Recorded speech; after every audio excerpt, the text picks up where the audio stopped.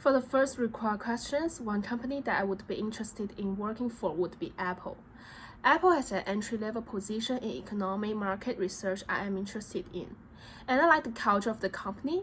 Apple is a company that emphasizes creativity, collaboration, environmental awareness, and diversity. I think that my own values align with this company because I am someone who holds many of the same beliefs. For instance, I have come to understand the value of diversity through many of the lessons and reading assignments in my workplace communication class. Articles like the one by Julia Birkin and Bernard Dillon showed me that the diverse thinking can increase a company's innovation by around 20% and improves its risk detection abilities by 30%. Not only this, but companies like Apple that make use of both diversity and inclusion are bound to create better business outcomes. Companies that only pursue diversity without inclusion will not get as much value as they will with both factors. Moving on to the next required questions, there are several things I can promise to deliver to Apple. For one, I bring with me a strong understanding of conflict management and meaningful conflict. Work conflict can be a healthy and beneficial practice as long as those involved in the conflict are working toward the same goals and respect one another. Susan Helsfield discussed how conflict around ideas is expected, but personal attacks should not be tolerated. So I will utilize this lesson when working for Apple. Additionally, I can promise that I will make ethical choice in the workplace by demonstrating moral intelligence and personal values. This will allow me to conform to the culture of Apple and avoid making decisions that ethically compromise my teammates and work at my company. Finally, I will be able to provide constructive feedback to my teammates, which will allow them to review their own behavior without getting defensive. This will help improve the quality of projects if employees are able to accept objective criticism and be open to improving their ideas and process. For the third required questions, I believe that commitment to equity, diversity, and inclusion means that I am actively working towards creating a more inclusive workplace in which people are treated equally and not sign out for their differences. Instead, a type of workplace is created where people of all different backgrounds and experience can work together toward achieving meaningful goals.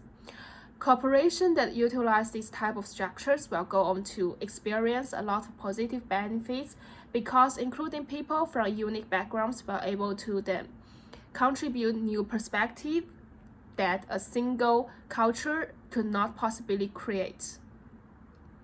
I see myself demonstrating these factors by contributing my own personal perspective as an international immigrant from China, who has fostered a multicultural perspective attending school in Canada. I am also someone who spends a great deal of time reading journal articles authored by people all over the world and watching TED Talks from a range of diverse speakers, so I will be sure to implement the lesson I have learned. As for the first optional question, I can recall a time in which I received constructive feedback in the public speech course. Public speaking has never been one of my strong points, and I could tell I was speaking too quickly to get things over with. I ended up getting feedback informing that slowing down and relaxing would be the best thing I could do to improve my scores on the next speech, and that I should use more hand gestures and nonverbal communication since I knew that my speech was not perfect and I need to work on ability. I took all of the feedback seriously and worked on these skills for my next speech. The overall impact that the feedback had on mine was quite positive because I received confirmation that I was speaking too quickly from the outside perspective.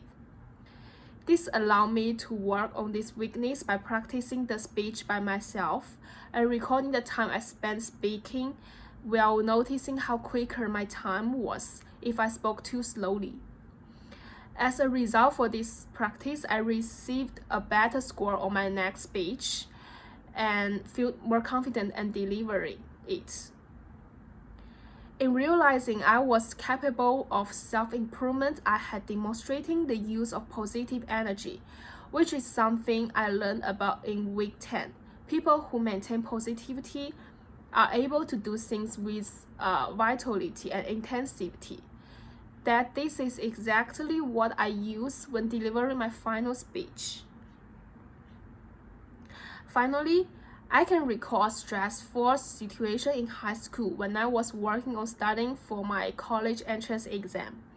This exam I taking very seriously and determine the type of the college that the student can enroll in, which can potentially shape their entire future depending upon how well they do in these exams.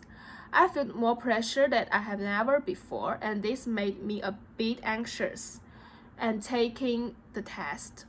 I knew that I needed to do some preparation so I would be in focus in the state of mind when taking the test.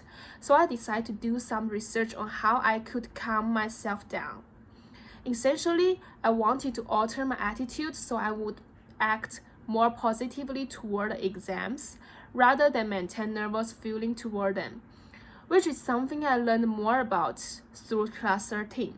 I discovered lessons on guided meditation and solo meditation and began practicing this whenever I have the moment. Learning to meditate provided me a tool and I could rely on to keep myself in the present moment and avoid focusing on my anxiety.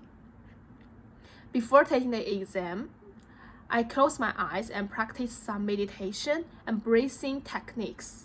And I feel that at least when starting it, I ended up doing well on the exam. And I would have to credit part of my success on learning to meditate. Thanks.